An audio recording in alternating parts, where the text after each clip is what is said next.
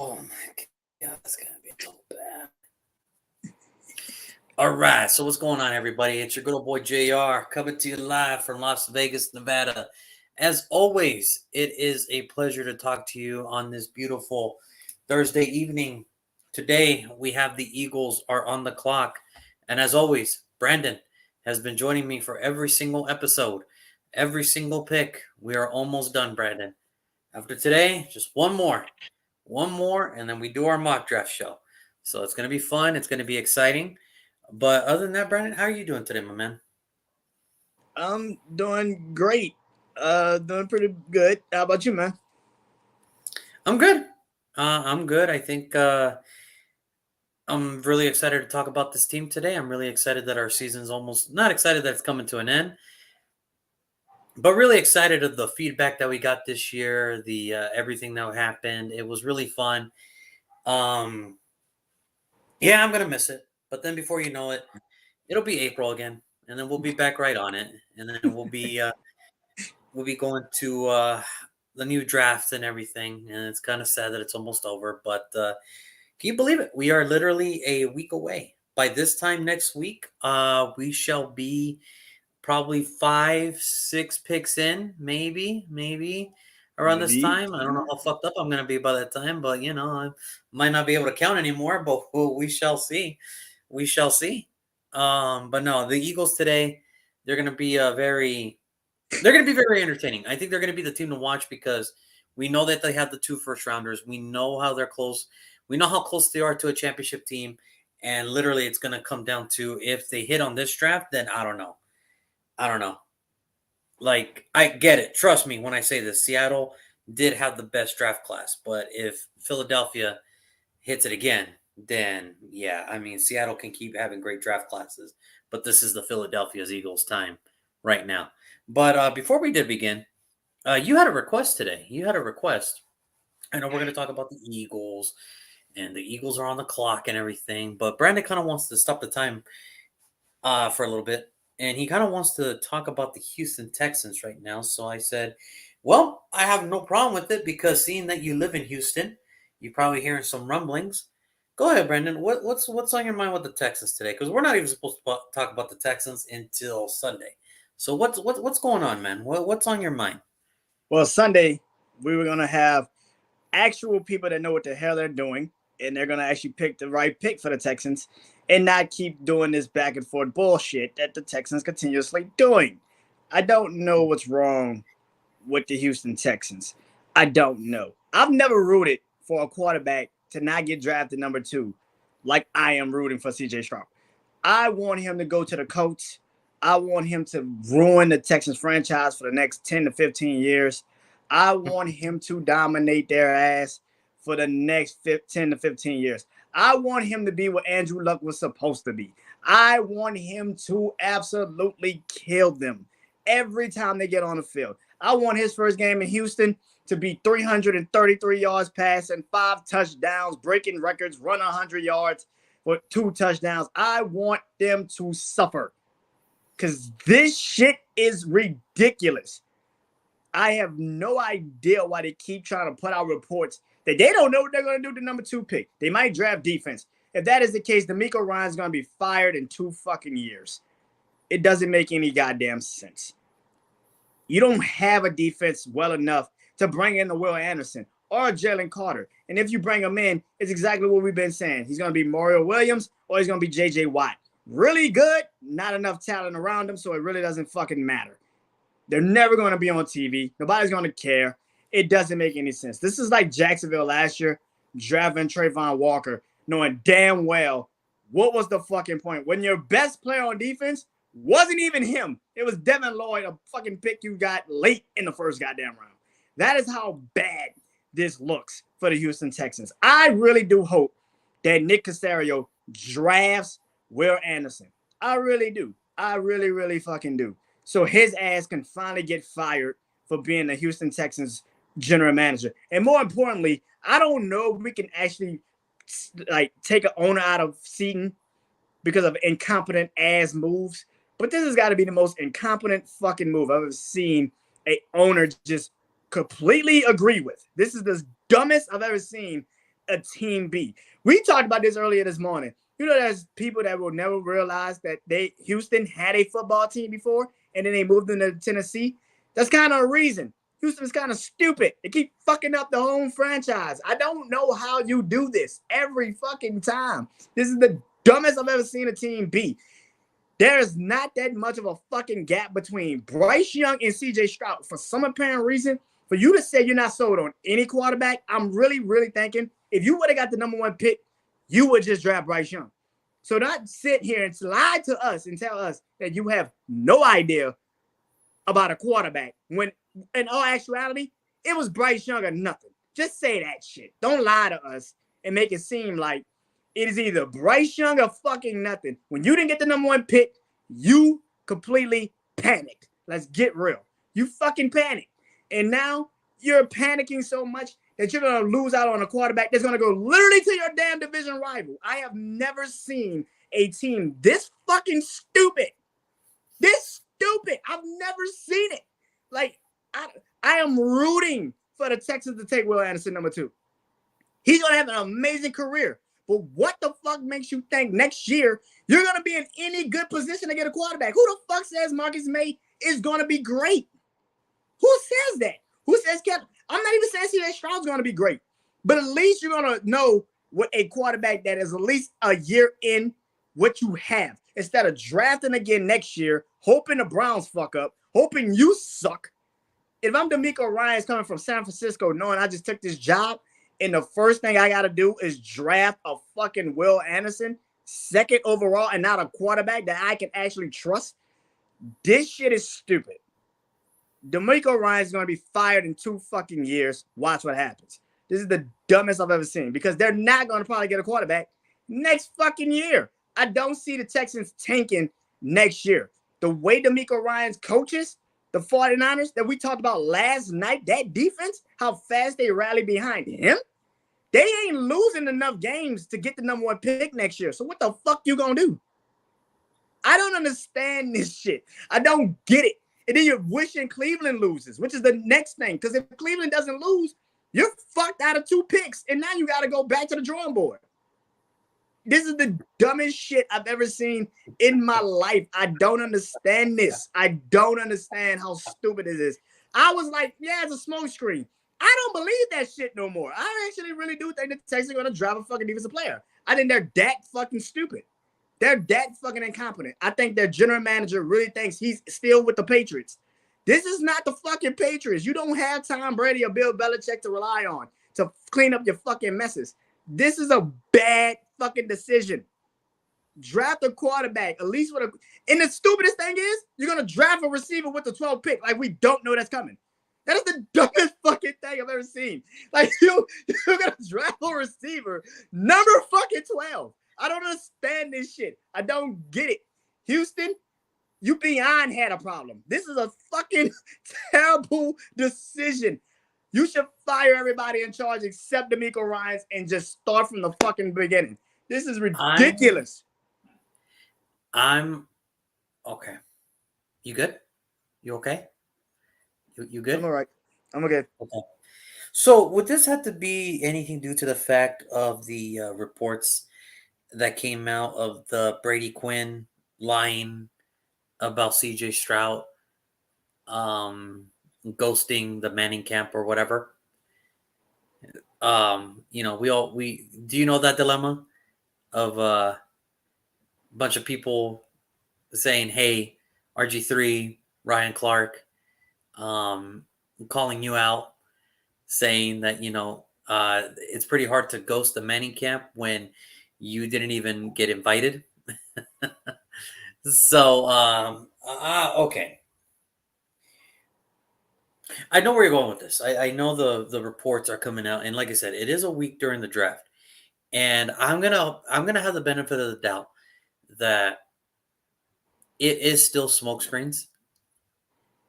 Because I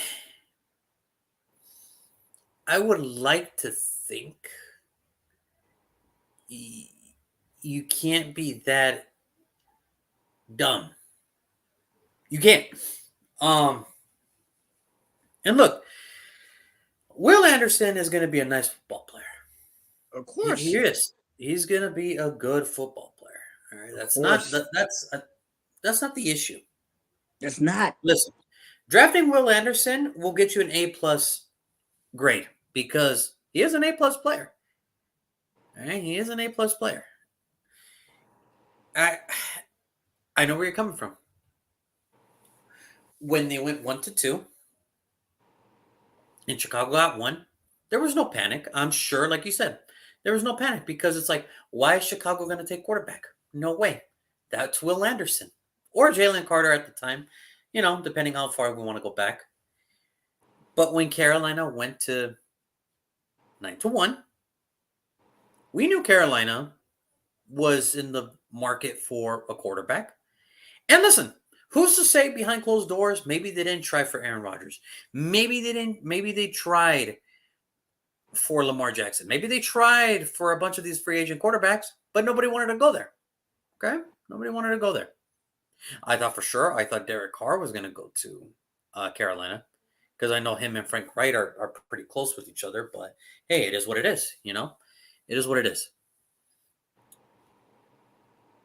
If a franchise panics because they went from 9-1, you had to know that this was coming.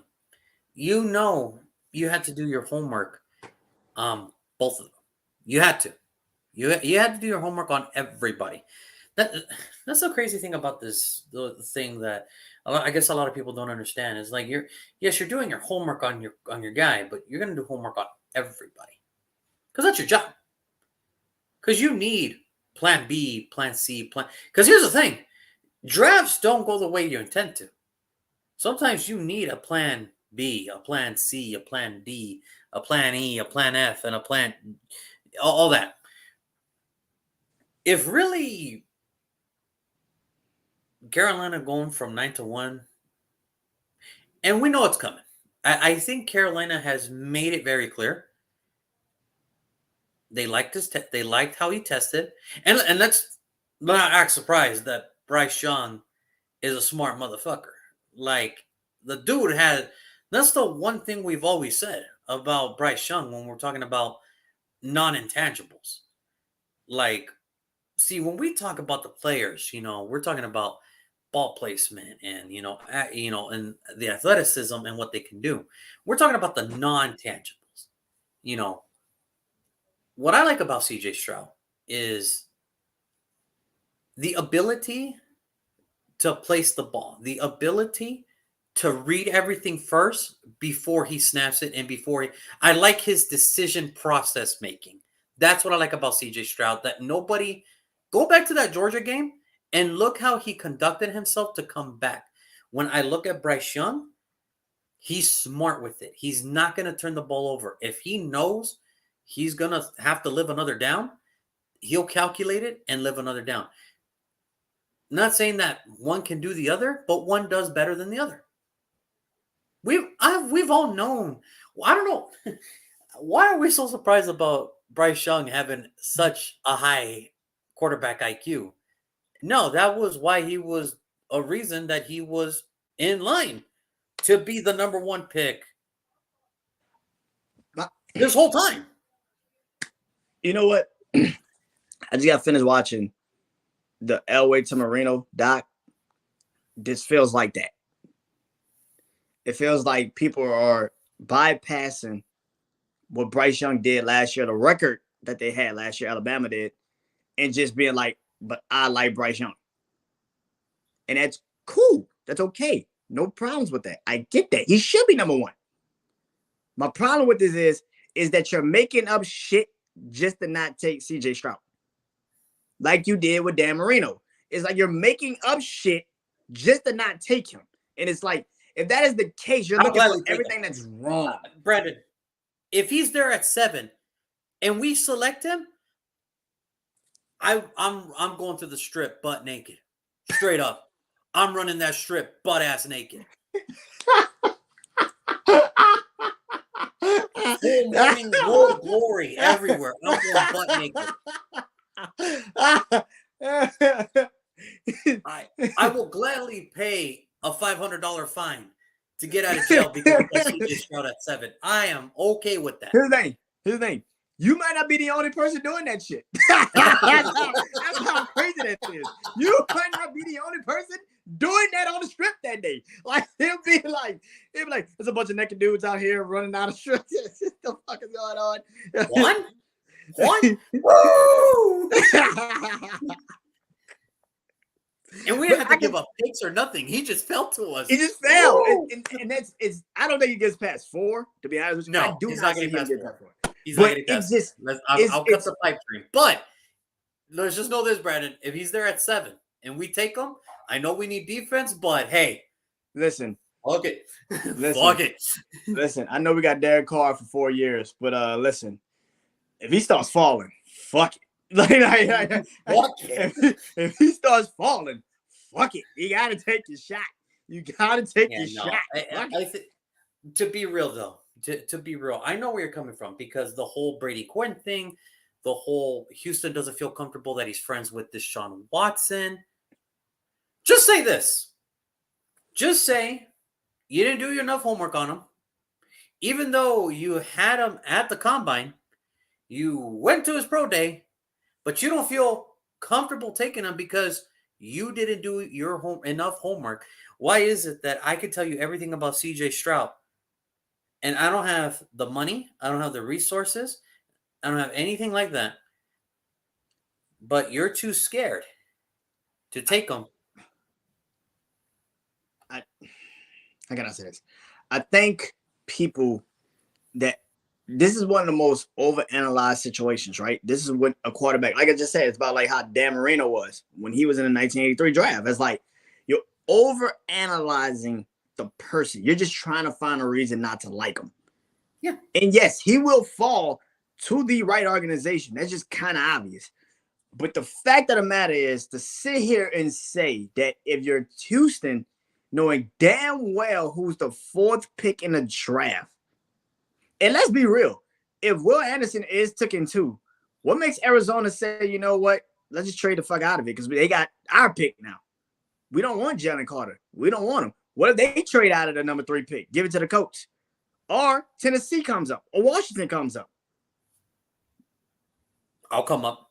Raiders. I'll come up. Like, it's a lot of teams. If the draft falls that way, I don't see the Arizona Cardinals just 100% taking Jalen Carter. I don't see it. I can see the Arizona Cardinals being like, well, they took Will Anderson. We should get the fuck out the pick. I think the problem with this is I don't know if it's a tactic that Houston's trying to do to make it look like, hey, we want Will Anderson. I don't know. I think Houston is really that stupid. I think Houston's that stupid. I think you have to listen to the fan. Like, I know fans don't run a ball club. I know that. But I think you would think that the McNair family, Cesario, would have to kind of look at each other and be like, guys, if we don't walk away with a quarterback in the first round, the fans are going to be waiting for us at the headquarters with picks, matches, gasoline. They will burn our building down. I need people to understand something. As much as we know Will Anderson, as much as we could tout Will Anderson, there's some teams, some fans that might not know who Will Anderson is. Like that. All they hear is quarterback. You had a chance to get a quarterback and you decide to roll with David fucking Mills?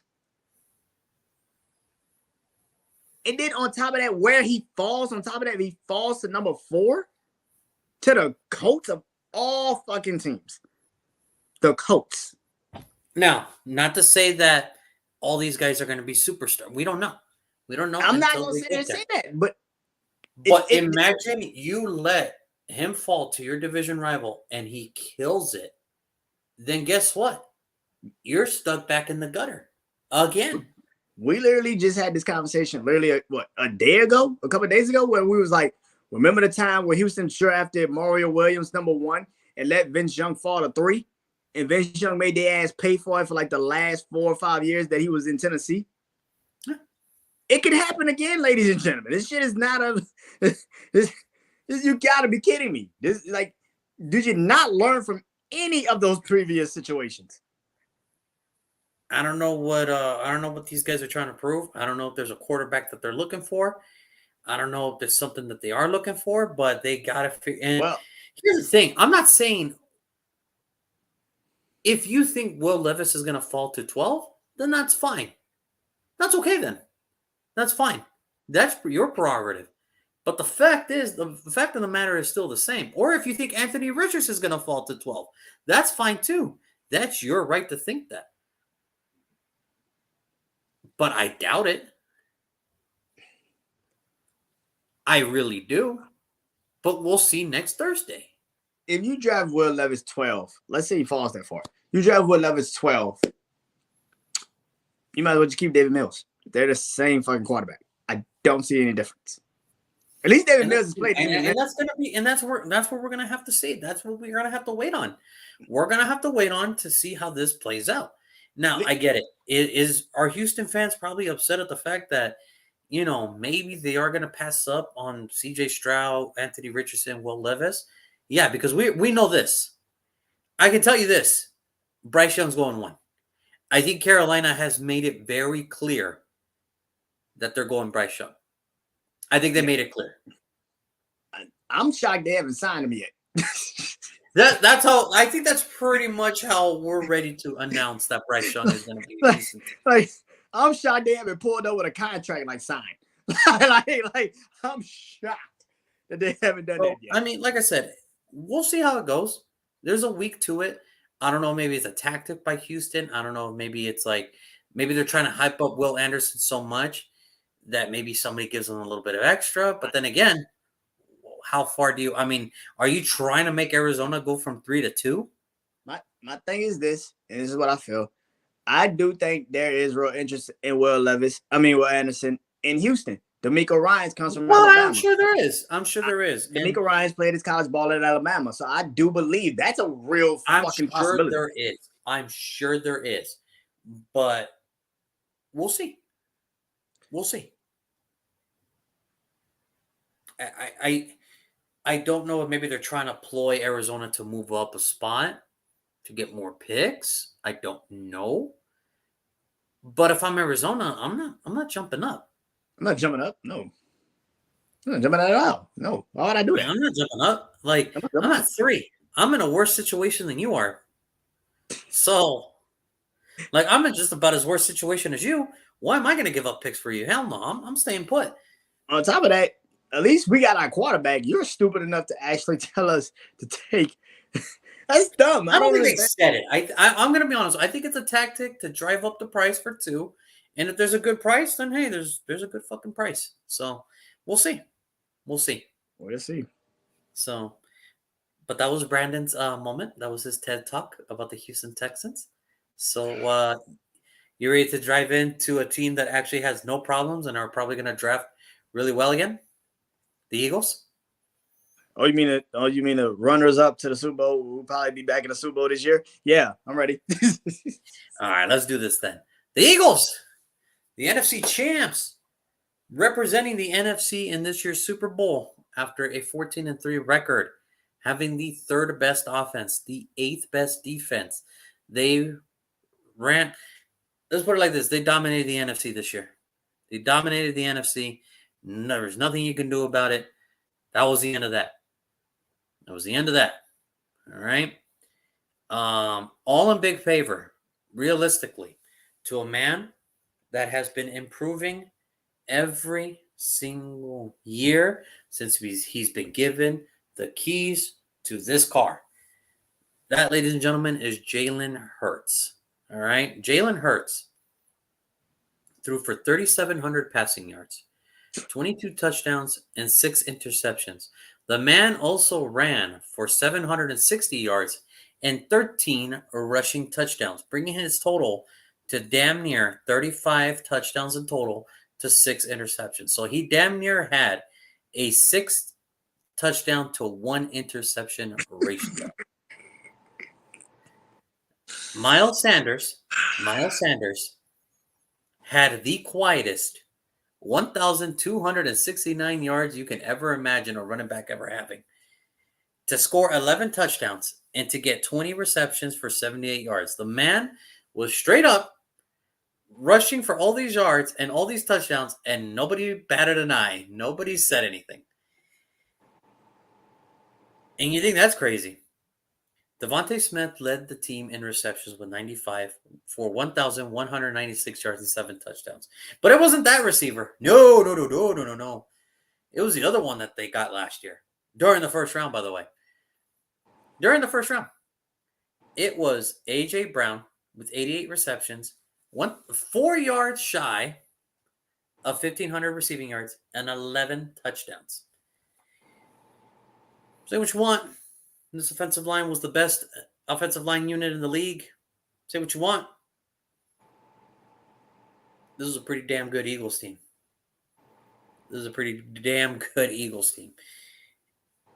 And because of all that, Jalen Hurts finished second in MVP voting. Should have been first. If he had played the whole, if he did not get hurt, and he played every single game, I think out of respect out of that, they probably would have given it to Jalen Hurts. I'm gonna let you finish before I say what I gotta say about that. But go on, finish. And with all that being said, I love how we started. Me and you started this 3 years ago, and we said if Jalen Hurts can just improve little by little, and yet there were still people doubting this man. Last year. Last fucking year. The run that he had. It's like, guys, he has improved every single year that he's been taking over the reins. And you know what? Deservingly so, it landed him a new contract. For the people that had doubts that Philadelphia, if there was any doubts that Philadelphia, if people out there said that Philadelphia didn't have a quarterback, well, there's no doubts no more. He just signed a 5-year, $255 million deal. Mm-hmm. Deservingly so. So. Now, do I think he should be getting paid the same as Patrick Mahomes?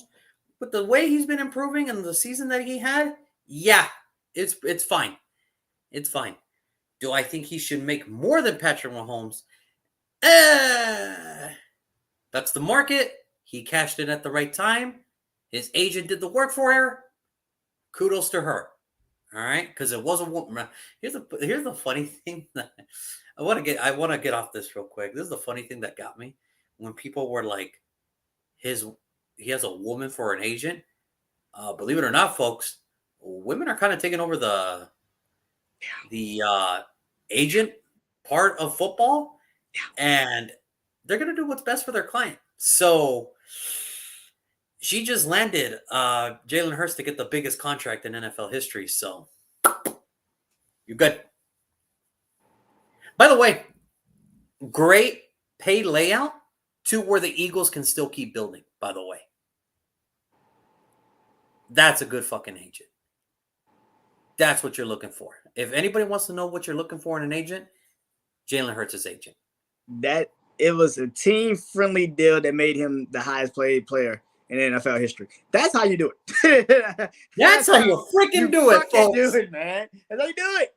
Listen. But go ahead. You had a little comment about, because like I said, deservingly so. If Jalen Hurts would have played those two, I think he would have gone in. I'm okay with Patrick Mahomes getting MVP because of the season he had. I remember when people kept trying to throw this out there and saying, well, Patrick Mahomes should be MVP. Even when Jalen Hurts was healthy, they were saying Patrick Mahomes should be MVP. And it's like, what the fuck are you watching? Like do you not see this dude performing? And then on top of that, can Patrick Mahomes do what Jalen Hurts can do? Oh, of course. No. Of course he can. Not on the rushing aspect side of things. Jalen Hurts is a way better athlete than Patrick Mahomes. But can Jalen Hurts do what Patrick Mahomes can do? Not with the arm. This cannon of an arm. Not with the arm. Well, I don't know. We keep saying he's improving every year. It was done. Listen, the conversation's there. I get it. The conversation's there. But for me, it's like, I get it. It's kind of weird. It's kind of... it's just to me, I don't mind this year's MVP. My They thing is got it this. right. My thing is this, and this is why I said I think Jalen Hurts should have been MVP. Yes, if he doesn't get hurt, he probably is MVP. But on top of that, look how he played in the Super Bowl. Oh, he was a man possessed. He outplayed Patrick Mahomes. That's why I was like, he outplayed him in the regular season too. Why the Hey, fuck look, is this? look. We all saw the game. 100%. Jalen Hurts outplayed Patrick Mahomes. Like And that's people can sit not. here and say, well, Patrick Mahomes still won. Yeah, he won. Congratulations. Do your thing. But let's be real. let's have a real honest answer right here. Did Jalen Hurts outplay Patrick Mahomes? Yeah, he fucking did. He outplayed him. He outplayed him. Patrick Mahomes threw a touchdown, made it, got the game back in their hands, took the score. Jalen Hurts didn't even, with no hesitation, just drove the Philadelphia Eagles down the football field and scored a fucking touchdown. If he had time left, he probably would have done it again. Yeah. like, let's put shit into perspective. Like, let's really be honest here. Like, hey, listen, I love Patrick Mahomes, great quarterback, but he got outplayed in that Super Bowl. I don't give a shit what anybody want to say. Yeah, no, that's fair. And by the way, Philly, and by the way, Baltimore, this is how, when you are committed to your future, you actually, sign your fucking future. You don't just let him sit and try to figure it out. In 5 years later, say, I don't know, we really are committed to this guy just yet. What the fuck are you talking about? The Eagles knew in two straight. This was Jalen, because remember, Jalen Hurts doesn't have the luxury of that 5-year option because he was taken in the second round. He didn't have that luxury. Sure didn't. And so the Eagles, after this third year, they're like, yeah, I'm not going to mess with you, dude. Here you go. But here's the thing. We said this when Lamar Jackson won the MVP in his second fucking year, and you still wasn't committed. I don't understand this. I don't understand it. I don't get it either. I don't get it either. I don't understand it. But I will say this, deservingly so. Yes, he deserves that new contract. He played his ass off from, and not only the fact that he had to wait to the second round. Look at his career in college football. He was a starter. He got benched. He had to come in to relieve. He went to Oklahoma. He turned programmer. Look, Jalen Hurts. For anybody that didn't want to believe that Jalen Hurts was a baller, you're out of your fucking mind. You're out of your fucking mind if you didn't think Jalen Hurts was not going to be a baller in the NFL. I'll be honest. I think Alabama held him back. Maybe. I think Alabama held him back. That's in the past now. It's all about them greens now. He can do whatever he wants now. I mean, it's just, like I said, that offense last year was electrifying. It was amazing. And what did the Philadelphia Eagles do to match it? That defense. Let's just get this out of the way. As a team, collectively, Brandon, they finished the year with 70 sacks collectively. Mm-hmm. That was just in the regular season. So you're telling me in every game they sacked the quarterback on an average of 4 times. That's hard to do. Yeah. That's hard to do. And look at the names. I want you to look at the names that they did. By the way, 4 starters had 10 plus sacks. TJ Edwards, 159 tackles, 2 sacks, 10 tackles for loss. There's a reason why nobody was running all over Philadelphia. It's because of that. Because they had a linebacker who was quick off the ball. Then you had what everybody thought in their mind was a first-round washout in Hassan Reddick. No, guys, it's not because he was a washout. It's because Arizona didn't want to play him properly. Well, bring him on to Philadelphia. They're like, hey, man, you're not going to play linebacker. You're going to play defensive end for me. And what did that position switch do to him? Not much. Got him 16 sacks, 5 forced fumbles. You know? And then they decided to go to a team and they're like, we're gonna cause turnovers. Nobody special. Yeah, they just, CJ Gardner Johnson just led the team with, James Bradbury, Devontae Adams, Darius Slay.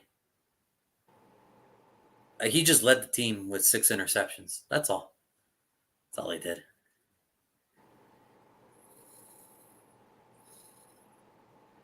When I tell you, this is how messed up it is. The fact that they got 70 sacks as a team,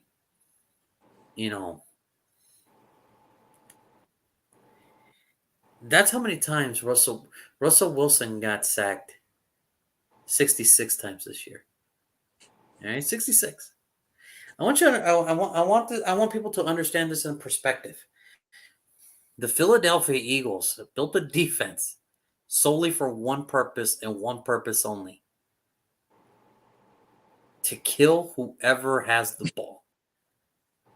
To kill whoever has the ball, whether it's the quarterback, the running back, the tight end, or the wide receiver. Their whole defense philosophy is kill the guy who has the ball. Charge. That's all That's it. Charge. That's it. That is straight up what their defensive philosophy is. I fucking love it. Go ahead, Brandon. Take it away. That defense didn't show up in the fucking Super Bowl, which they kind of needed them to. But hey, do you think? It's just. Do you think? Missed the most important half of your life. You missed the most important part of the whole reason why you created that defense. You needed it for that particular moment. Just didn't show the fuck up. Just did not show the fuck up. But hey, do you think? Yeah, man. Last year, it should have been a year. Let's be real. It should have been an Eagles year. That's not even an understatement. It's not even a fucking understatement. It should have been a year. It just didn't end. Like I said, the offense held up. The damn defense just didn't. And I feel like, man, as good as the Eagles was last year, I'm afraid to be honest. I'm gonna be honest. I'm afraid they could even be better this year, which is the craziest thing to even say. They could be better this year. And it scares the living hell out of me that they are. Because if you actually look at the division, if you look at the conference, who's the threat? Like, who's the threat? Like, I don't see it. Who's the threat? They lost people. San Francisco has quarterback problems. The Dallas Cowboys has to make sure that everything falls into place. The Seattle Seahawks have to keep improving in the time being. The Rams and the Arizona Cardinals are just way too deep into this to even think about getting back to once they once were. The NFC North is in shambles. The only team that has any hope in there, Detroit and Chicago. That's it. Because at least Chicago, they know they're rebuilding, but they got their guy. They know they're committed to their guy. And Detroit is like a draft away from everything going right for them. The Packers are probably going to decline because of this whole Aaron Rodgers thing. Whether he stays or he goes, the Packers are not going to do good this year. Then you got the NFC South, which, by the way, it's open market for them at this point. It's Roger Goodell is probably at the finish line of the NFC South. Like, oh, it's you. Here you go. Yeah, welcome to the playoffs, man. So let's be real. The Eagles, who are young, have everybody on a team-friendly deal. Majority of people are coming back, and for the people that did not come back, they either drafted or signed somebody in free agency to take their place. You don't believe me? You don't believe me? Watch this. So the Philadelphia Eagles re-signed James Bradbury. Okay, not bad. Jason Kelce, anchor, great. Fletcher Cox, He's back. How crazy was it that Fletcher? We were saying that Fletcher Cox was like, "One, this is it," and now he's back. Yeah. They got Boston Scott. All right, cool. I like Scott. I really do. I think he's a cool scat back, change of pace. Brett Toth, back up to Lane Johnson. He's back. Brandon Graham is back. Okay. Who do they lose? The two main pieces that they lost. The two main pieces that they lost. TJ Edwards, of course, that's a huge loss. Mm-hmm. And that's Chicago's big game because now they got Tremaine Edmonds and TJ. God. Oh, God. Oh, my God. And they lost Marcus Epps. All right. I wonder where he went. Oh, thank God. I Oh, wonder where he went. I wonder where he went. Oh, he's in Vegas. Thank you. Right. He's in Vegas. Right. There it is. And people are freaking out like, oh, Derry, you should have brought everybody back. Oh, really? Oh, really? No. No. Okay, so let's look what did they do last year? Let's see. In the first round, they went Jordan Davis. You lost Javon Hargrave. How are you going to replace that? Oh, well, we drafted Jordan Davis last year, and he's actually going to be more fitter because he now has a full year of NFL workouts, and he's going to come back even fitter. So there you go. So that's not a bad one. How do we replace TJ Edwards? Simple. N'Kobe Dean was with us, and he studied under TJ Edwards. So yeah, we're okay.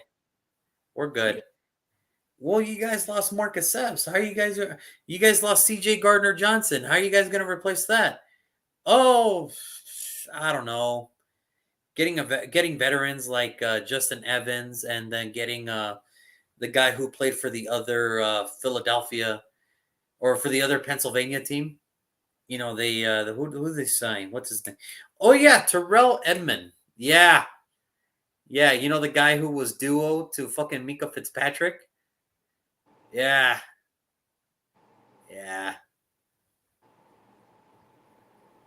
That's cool. That's cool. Look who else they also signed, by the way. Marcus Mariota is now going to be the backup to Jalen Hurts. Okay. Greedy Williams.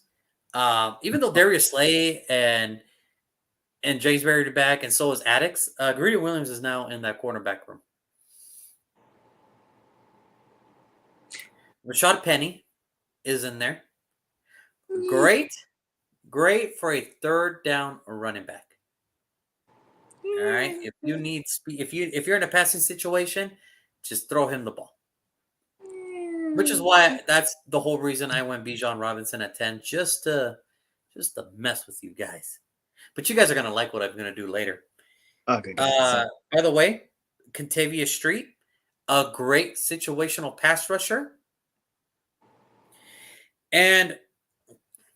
But they still need more than that. Well, they also signed Nicholas Morrow, who I know a little bit about, and still 27 years old, and who can actually get to the quarterback as well. So, again, and a very underrated linebacker. Very underrated. A lot of people don't know that. And but they lost their offensive coordinator and their defensive coordinator. What are you guys gonna do? Well, so they got some people. Sean Desai is going to be the new defensive coordinator for the Bears, who was a great defensive line coach for the Bears. And what's the strong front of this team? The defensive line. And who's going to take care of the rest? They just signed Matt Patricia. Patricia. Yeah. But what are they going to do for our offensive coordinator? No problem. We're just going to put the guy who was the quarterback's coach, who's been helping Jalen this whole time, be the new offensive coordinator. For the people that don't know, his name is Brian Johnson. If you don't know who he is, if you love video games, I want you to go on Google and download or look up the image of NCAA 2010. There's going to be a person there that's going to be posing quarterback. That was him. So I'm gonna take a wild guess here and think that I think he knows how to play football. Pretty much, yeah. Because you don't just grace the cover of the NCAA if you're not good. Was that like the last game they had? No, the last one they had was with the guy from Michigan. Remember him? Oh, Robinson? Robinson. Yeah. Yes. Oh, the Utah quarterback. Well, Brian Johnson is the Utah quarterback. Yeah. Yeah. Yep. That's him. Oh That's shit. him. He was throwing for records in Utah. I don't know if people realize that. That was a Now, different people type of probably don't realize that, but yes, he was the fucking man in Utah. he was throwing He records in was Utah, bro. brilliant in the Pac-12 at that time. In that era, he was killing it. Killing it. That's probably the best quarterback they probably ever had for Utah, right there. And that's the school where Alex Smith came from. So that tells you a lot. Tell you everything you need to know. Now, Tells you a lot. I get it. Losing the offensive coordinator and losing the defensive coordinator, I get it. But I'm glad that Nick Cesari stayed in-house. He didn't go outside. He stayed in-house, minus the defensive side. But even then, he knew Sean Desai when he was still coaching. So this is more like they're all going to be on the same page. Overall, this offseason for the Eagles, I give this one an A. You brought your core guys that you need to bring back. You replaced the guys that you're going to miss. And you actually still manage, even with all the talent in the world and all the training that you did, you still managed to get 2 first-rounders and you still got seconds to go. So I'm giving this offseason for the Eagles a high A that you can fucking give it. There it is. You're being nice. You're being generous. I'm giving it an A+. This is kind of obvious here. The Jalen Hurts signing is massive. Let's get real. That's a massive goddamn signing. I don't care what anybody say. That's a massive fucking signing. Running back wise, the Rashad Penny one is kind of like weird because he hasn't been shit since San Diego State. You know what I'm saying? But, you know, do your thing. Yeah, but I think the Jalen Hurts signing, like you said, you still got your receivers. Still got Dallas Goedert. Pretty much that whole offense is still intact. Defense is still defense. I mean, shit. I mean, you got to give it an A+. I mean, yeah, you lost some people, but Like, I get it. Losing CJ Gardner-Johnson, I'm sure that had to hurt. Nah, not really, because it was a 1-year rental, which you kind of knew. Yeah, but even then, you were hoping for the best. You know, like you were hoping that you can get something out of it, you know? Yeah. You were hoping for the best, basically. But Mhm. hey, Terrell Edmonds is a great fucking replacement, okay? It's a great replacement, folks. Yeah, no, I like the team. I like what they're doing. I think it's going to be interesting to see how it goes from here. And obviously now all eyes are on them. All eyes are on them. And guess what? I just looked into it today. The Eagles do have to play the Chiefs at Kansas City. Kansas City won the Super Bowl. So would it be a cheap opening matchup if the Eagles and the Chiefs played against each other for the first matchup at Thursday Night Football?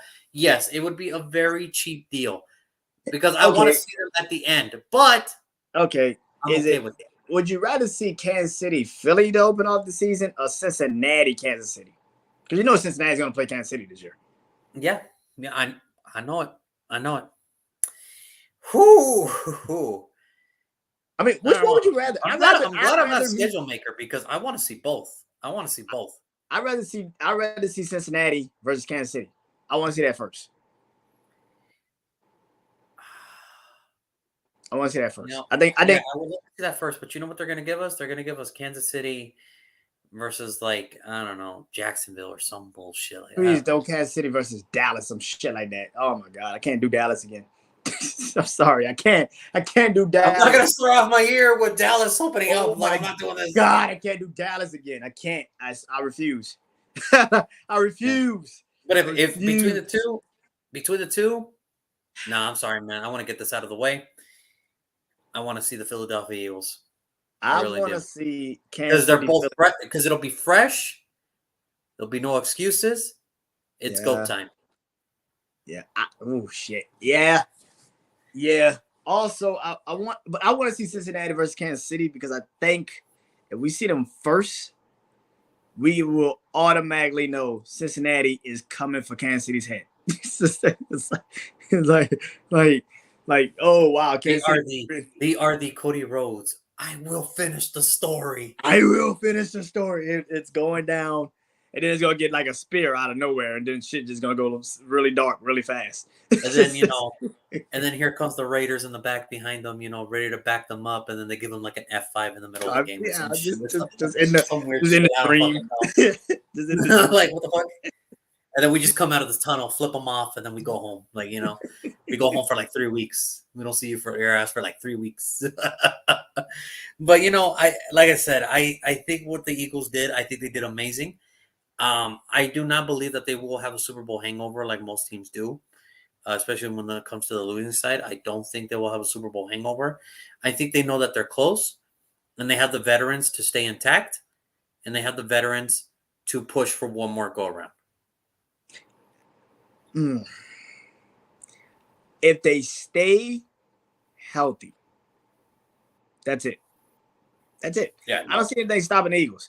If they can stay healthy, put it in a goddamn box. They're going to Vegas. They're gonna be in Vegas. They might win a title. it's just that simple. I'm gonna be very conflicted. I'm gonna be very conflicted if the Bengals and the Eagles do play each other, because then I'm gonna be like, somebody has to lose. I might have to come to Vegas that day. I might have to actually come to that Super Bowl. I would have to come to that Super Bowl. Like it would have to happen. Like I would have. I wouldn't know who to go for. I would be conflicted. I really wouldn't either. I'll be like, oh my god, that yeah. Because I want to see Joe Burrow win one, just to finally like put the mask on. Like I was worth the number one pick, but I also want to see Jalen win one to be like, see, I am worth. I was more worth than what you guys really thought, and that's I don't think I could pick a winner that week. I'm sorry. Ooh, I'm sorry. That gave me chills. I'm like, damn, that's a good one. I couldn't pick a winner. I'm sorry. I couldn't do it. I couldn't do it. So that's just me. But Brandon, it is time. We're at pick number 30. So Brandon, it is time. Who do you have the Philadelphia Eagles picking at number 30? Now, just to recap, do you want to remind the good folks of America who you picked at number 10 for the Philadelphia Eagles? At number 10, I picked Christian Gonzalez, cornerback, Oregon. That's what I picked. And I picked Bijan Robinson. He wants everybody to cry and literally just ask the football gods why. Like, why us? Like, why do we have to play Philly? Why us this season? Why? Like, just no. But there it is. All right, Brennan. What did the Eagles do at number 30? All right.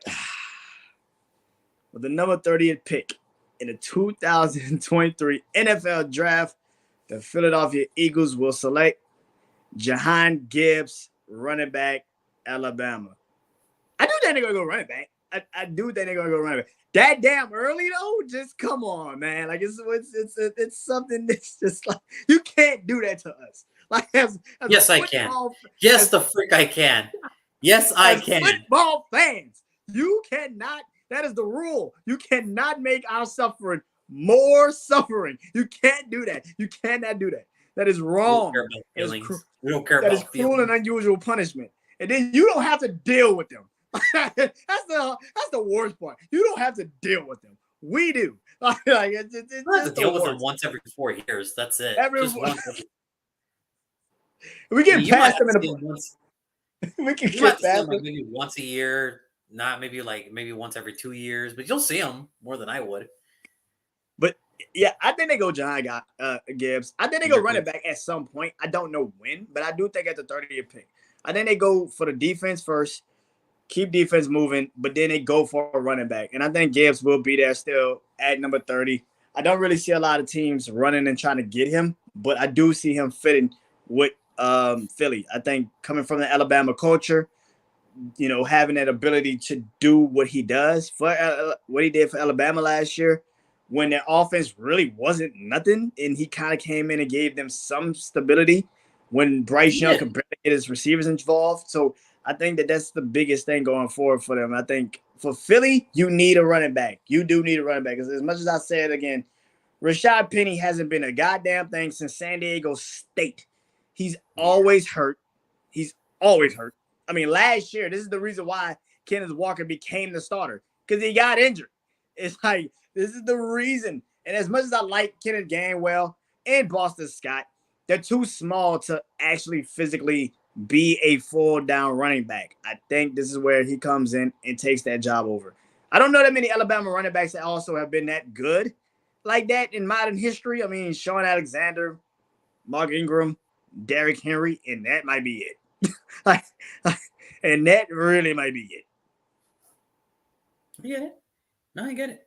I get it. Like you mentioned, that history of Alabama, well, you can't forget about my guy, man, Josh Jacobs. Come on, man, you can't forget about Josh Jacobs now. Okay, Josh Jacobs still has to have one more year for me to be like, yeah. I mean, after doing what he did and winning the first ever Jim Brown Award, that's not enough for you. Listen, that's not enough. Listen, Sean Alexander ran for 28 touchdowns in a regular season. Until he does that, I don't want to know. I don't. So what? 12's not good enough for you? 12's not good? 12's not good enough for you? Jesus. Derrick Henry is literally called King Henry for a reason. Jesus, poor Josh Jacobs. My man gets no love from Brandon until you do it again. Yeah, do it again. If he leads the league again in rushing and gets double-digit touchdowns. He's the guy. He's the man. Then you're good? Then you're good? He's the man. He's the man. He's the man. Okay. Well, we know what the stakes are for Josh Jacobs for Brandon this year. God forbid. 20 rushing touchdowns. 20 rushing touchdowns, about 1,800 yards. We good. Yeah. God forbid you got to draft them in fucking fantasy this year. God forbid, because you might find everything wrong with him not to draft them and shit. So look, you just named the school.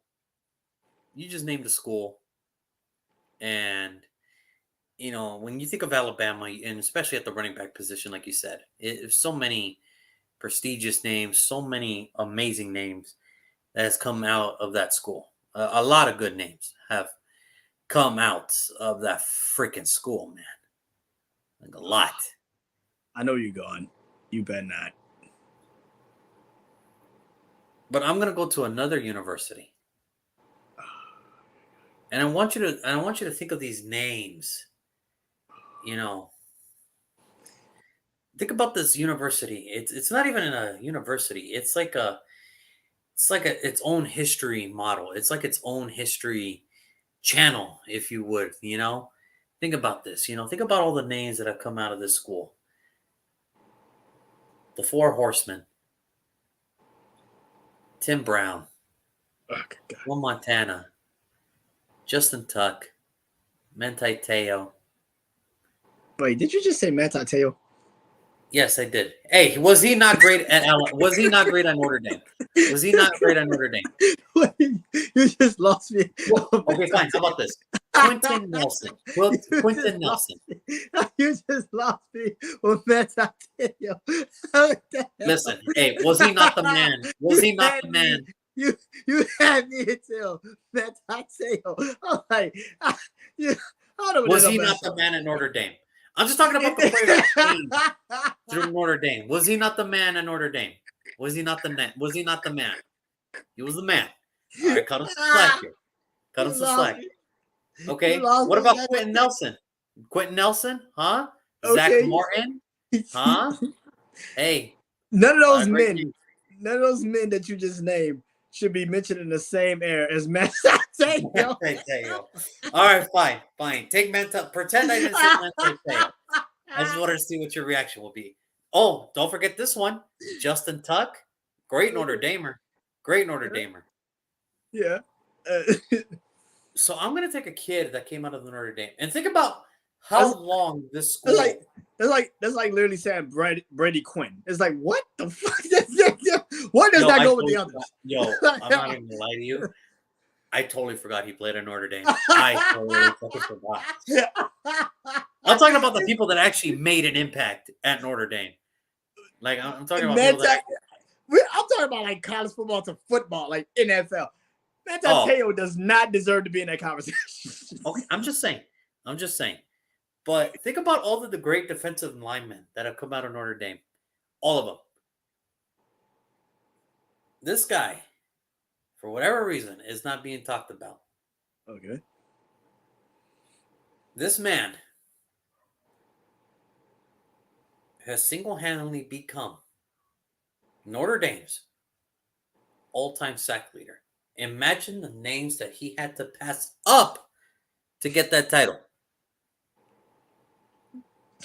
And he falls to the Philadelphia Eagles' laps.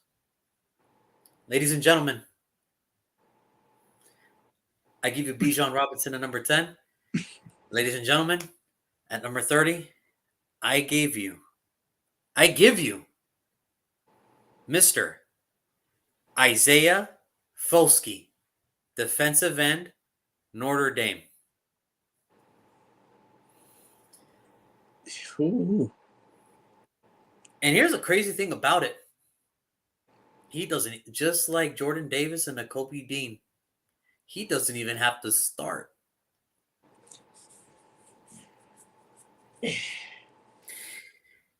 So who is this Isaiah Foskey, you may ask? Well, he just became, when you look at the history of Notre Dame, his name will be there forever because he is the all-time sack leader. 27 sacks. 27 in the history of Notre Dame. He is the man. Think of, like I said, Justin Tuck. Think of the Four Horsemen. Think of Rudy. All those great names he had to pass up to get there. I know damn well Rudy wasn't playing defense. You know damn well he only played one game. Juan, do not start us with that. You know damn well he only played one game.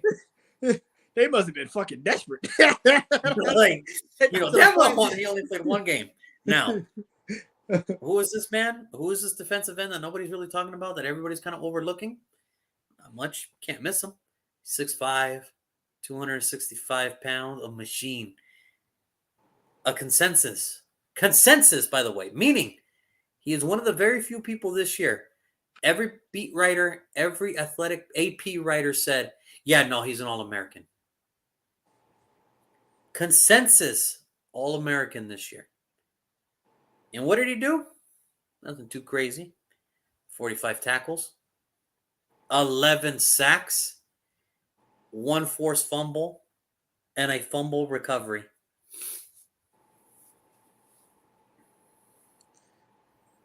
If the objective for the Philadelphia Eagles is just to go destroy whoever has the ball, doesn't he seem like the perfect man for the job?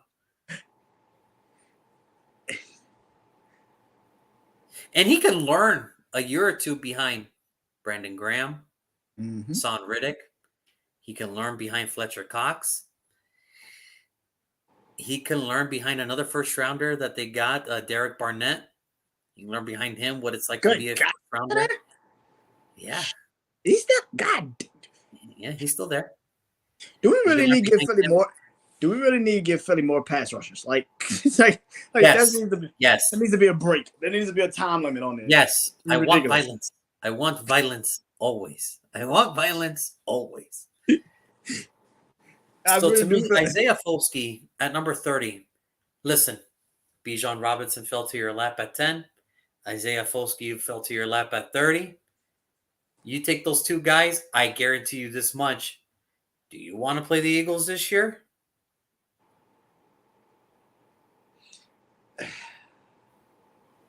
Nah.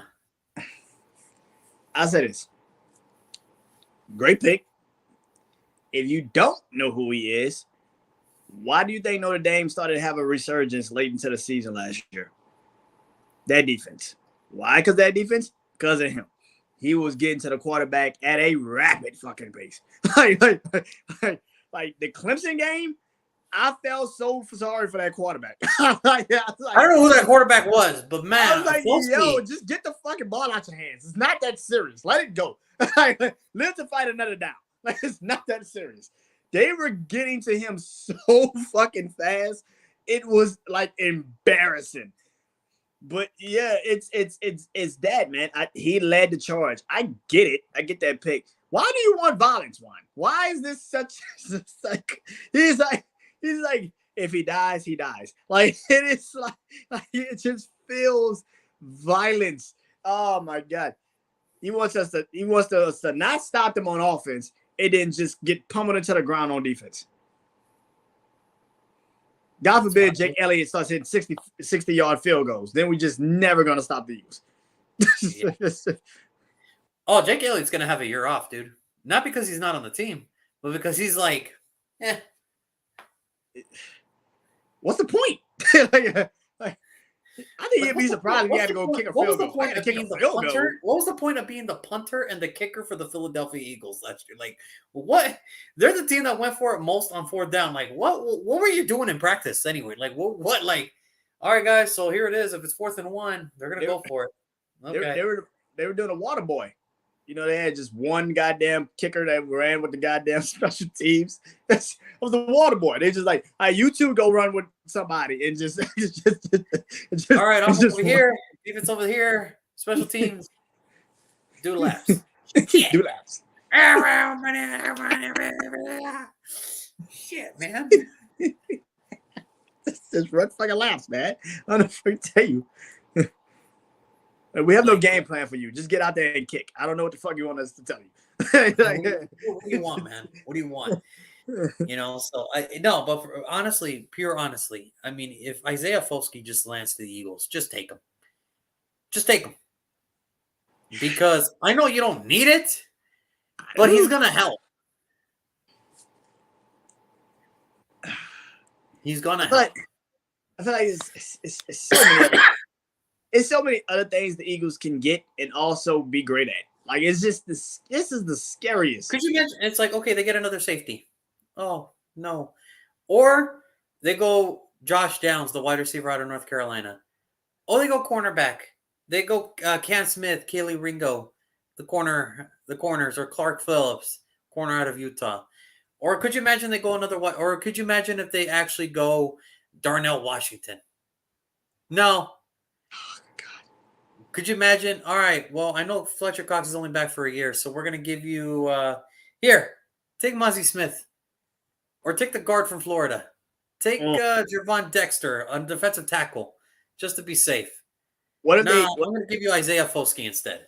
What if the kid from Oklahoma, the offensive lineman, is still out there? You took him, but if he's still out there, do you not say? Well, you think about it. You got to. You got to. It's like, you know what? Why don't we take a linebacker? Why don't we take Drew Sanders from Arkansas and say, fuck it. Fuck it. Everybody dies. Everybody dies. You want violence? We got it. Like, everybody dies. That's the end of the story. Everybody dies. You want violence? We got it. You're like, got it on clearance. The only thing for me, the only reason I did go defensive end instead of linebacker, because I did think about putting Drew Sanders here. I really did. That would be such a cheat. That would be so fucked up. That would be so messed up. Because then it's like, oh, okay, cool. Well, you have Nakobe Dean. Who's his backup? Drew Sanders. Look, man. Hey, look, man. I want to win. I want to play football too, you know. I want to win too, you know. I give him Isaiah Foskey because, you know, we don't know. Like I said, a bunch of these guys are on one-year deals. Nakobe Dean has a long-term deal. Nicholas Morrow has a long-term deal now. A lot of these guys are one-year deals, especially the Brandon Graham, Fletcher Cox deal. You got to get defensive linemen just in case, you know, if stuff goes haywire, either A, injury, or B, contract's up, and that's it. Well, you got your replacement ready to go. Yeah. So Isaiah Foskey, welcome to the Philadelphia Eagles. Sucks for the rest of the NFC for getting Bijan Robinson and Isaiah Foskey. Sucks for you guys, but I don't got to deal with it. So that's cool. That's cool. I'm good with it. Yeah, you chose violence for the NFC. I don't understand why would you do that to us. I don't understand. And then we talk about it. Like, it's like, who do the Eagles have a competition? Imagine if they really did walk away with those two. It's like, you know what? Man, fuck it. Yeah. Yeah. I get it, man. I get it. It's not fun. The Eagles going back to the Super Bowl. Eagles going back to the Super Bowl. That's what I got from that conclusion. Yeah, that's about it. That's about it. But let us know what you guys think in the comments of who would you rather take. Would you rather take Isaiah Foskey or Jahmyr Gibbs, the running back out of Alabama, pick number 30? You decide, folks. Do you want violence or do you want safety? Do you want safety nets? Do you want safety nets or do you want violence? In this case, I'm going to choose violence because fuck it. That's why. That's why. Tomorrow, it is our final single pick. It is the Kansas City Chiefs, Super Bowl champs. One more. Then we take off Saturday. We're going to try to enjoy the fight, I should say. Try to enjoy it. And then it's going to be enjoyable for somebody. I mean, enjoyable for me. And then we'll come back Sunday. We'll do our Super Mock Draft show. And that's it. That's the season. But tomorrow it will be the Kansas City Chiefs. I am excited. I cannot wait. And Brandon, as always, thank you so much for joining. Everybody else, thank you so much for tuning in. We will have a wonderful night. See you guys tomorrow for the Chiefs. Peace, everybody.